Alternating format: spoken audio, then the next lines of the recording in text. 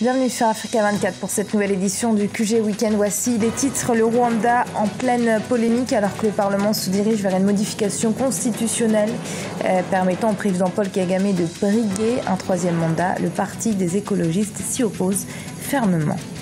Depuis que le Cameroun s'est engagé dans la lutte contre Boko Haram, 70 militaires ont perdu la vie. Ce vendredi, l'armée a rendu hommage à 6 d'entre eux. Et l'éducation, véritable facteur de développement pour le continent, et pourtant les investissements dans le cycle supérieur restent encore trop faibles. Mais tout d'abord à Madagascar, la campagne électorale pour les élections communales du 31 juillet a commencé ce jeudi 16 juillet. 7321 candidats, dont 443 femmes, se disputeront le poste de maire dans 1693 communes. Et dans la capitale Antananarive, la bataille opposerait surtout 2 partis pressentis favoris, puisqu'il s'agit du parti du président Eri Rajoelinarimampianina et du parti de l'ancien président Marc Ravalomanana. Au Rwanda, le Parlement a voté à l'unanimité son soutien à la pétition signée par environ 4 millions de Rwandais qui réclament une réforme de la Constitution avant de permettre à l'actuel président Paul Kagame de briguer un troisième mandat.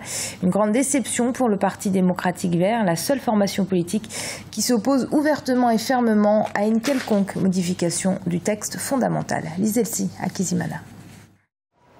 C'est une première victoire pour le parti au pouvoir au Rwanda, mais une grande déception pour l'opposition qui est contre le troisième mandat du président Paul Kagame.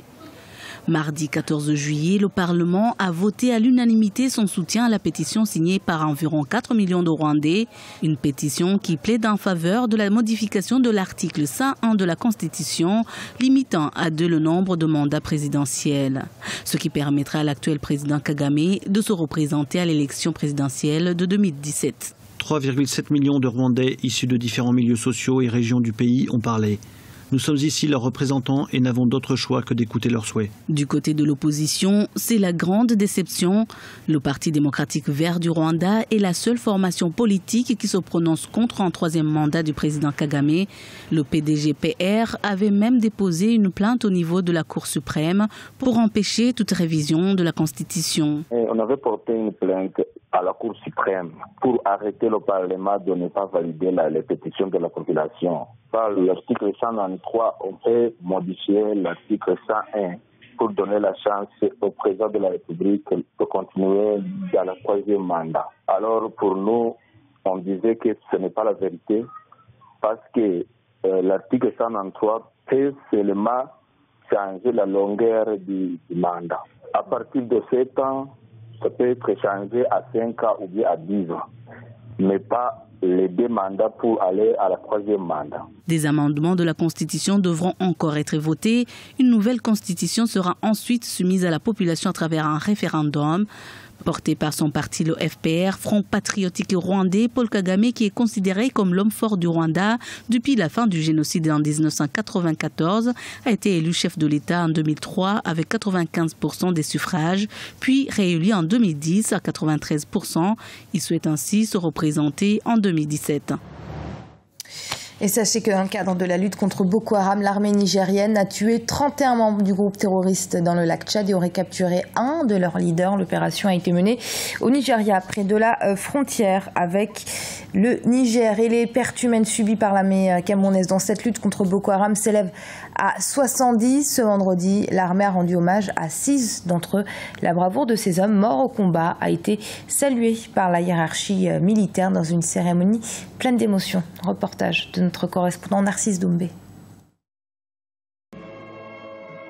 Le Cameroun rend hommage à ces valeureux soldats morts au combat. Ce vendredi, la cour d'honneur de la brigade du quartier général à Yaoundé a servi de cadre aux adieux de la nation à 6 militaires victimes des attaques terroristes de Boko Haram. Privés du droit de poursuite sur le sol nigérien dans cette lutte contre cette secte djihadiste qui se réclame de l'État islamique, la mission des forces de défense camerounaises se limite à la protection de l'intégrité du territoire national. Une tâche dont elles s'acquittent avec bravoure selon les autorités.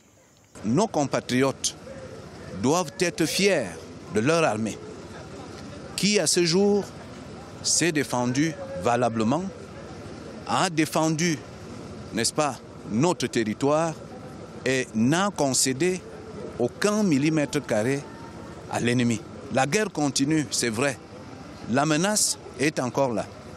Mais en exécution des hautes directives de M. le Président de la République, les forces de défense sont engagées à aller jusqu'au bout. Le 12 juillet dernier, Boko Haram a perpétré ses 2 premiers attentats suicides en terre camerounaise.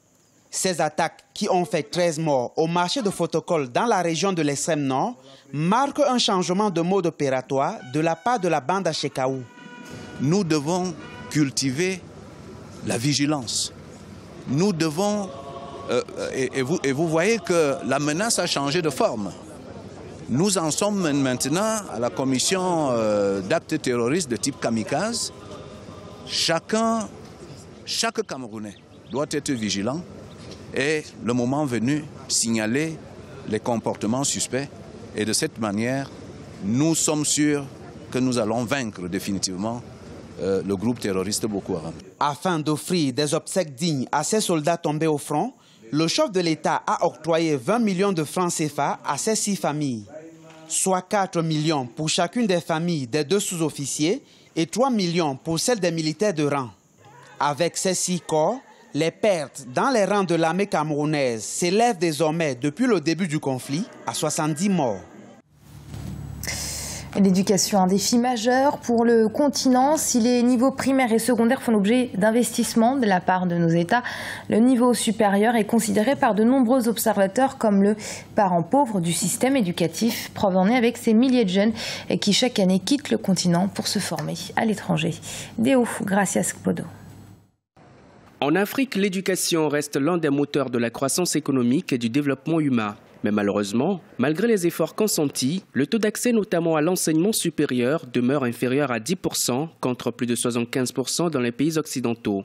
Il y a donc urgence à faciliter cet accès, mais pas seulement. Le défi est également d'assurer une éducation de qualité aux jeunes, obligés souvent de quitter le continent pour aller étudier à l'étranger. L'Afrique a cette particularité d'avoir une population jeune.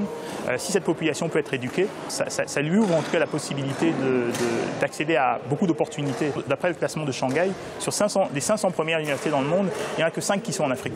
Si vraiment on se focalise sur l'objectif principal de l'éducation, qui est vraiment de former les gens à la vie et de leur offrir l'opportunité après de trouver un travail, c'est important d'aller vers les meilleures institutions. La migration scolaire africaine de manière générale est la plus importante au monde. En moyenne, dans le monde, 2% des élèves vont étudier à l'étranger. En Afrique, la moyenne est de 6%. Donc il y a vraiment une aspiration très forte des élèves en Afrique à aller vers les meilleures universités. L'enjeu clé pour le continent africain serait donc de faire face à la croissance des effectifs dans son système éducatif. Cela nécessite davantage d'investissements de la part des États. Mais déjà, à titre d'exemple, des pays comme le Burkina Faso, le Niger, le Rwanda ou encore le Tchad présenteraient des niveaux de dépenses publiques concernant l'éducation qui dépassent 100% de leur PIB par habitant. Les analystes estiment qu'il est important de réorganiser la répartition des ressources afin d'encourager la recherche et le renouvellement des outils pédagogiques. Les États font beaucoup pour l'éducation en Afrique et je pense que c'est important de le reconnaître. Si vous regardez par exemple les dépenses, le budget de l'éducation en pourcentage du PIB en Afrique, c'est environ 20% du budget dans la plupart des États, 4% du produit national brut. C'est en ligne avec l'effort que consacrent les nations développées à l'éducation. Le gros problème de l'éducation en Afrique, c'est la démographie. C'est qu'avec la démographie en Afrique qui est importante, ça nécessite un investissement de plus en plus important. L'éducation est une priorité dans le cadre des efforts de développement. Elle est inscrite dans les futurs objectifs de développement durable qui seront adoptés en septembre 2015 à New York. Assurer une éducation équitable, inclusive et de qualité d'ici à 2030, ce sera donc l'un des défis majeurs des États africains qui, pour le moment, subissent encore les conséquences négatives du manque de ressources financières. L'auteur zimbabwéen Chenjerai Hove est décédé ce mardi 14 juillet à l'âge de 59 ans. Exilé en Norvège depuis 14 ans, l'homme s'était fait connaître dans les années 80 à travers des premiers recueils de poèmes et son premier roman, Bones, internationalement acclamé. Poète, romancier, nouvelliste et homme de théâtre, il a su marquer la littérature anglophone. Emmanuel Nilimono. Le célèbre écrivain zimbabwéen Chenjerai Hove s'est éteint des suites de complications rénales. Il vivait en Norvège en exil depuis 14 ans. Décédé à l'âge de 59 ans, l'auteur a effectué un bref séjour à Paris où il a été accueilli en 2001 par le Parlement international des écrivains. Ces critiques acerbes envers le président Robert Mugabe et son gouvernement l'ont contraint à quitter le pays pour pouvoir mieux s'exprimer. Sa disparition constitue un coup dur pour le monde littéraire. Il a gardé un contact très authentique avec sa langue et vivait cette authenticité dans son âme. Il s'exprimait sur des questions qui touchent réellement les Zimbabwéens et qui faisaient partie de leur quotidien.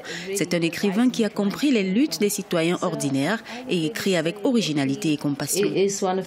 L'exil fut une expérience douloureuse pour cet écrivain sensible qui s'inspirait notamment de la mythologie de son pays, en particulier dans les riches traditions de sa communauté, les Shona. Tchenjerai a publié 4 romans parmi lesquels Bones, primé en 1988. Il est également auteur de plusieurs recueils de poésie et d'essais.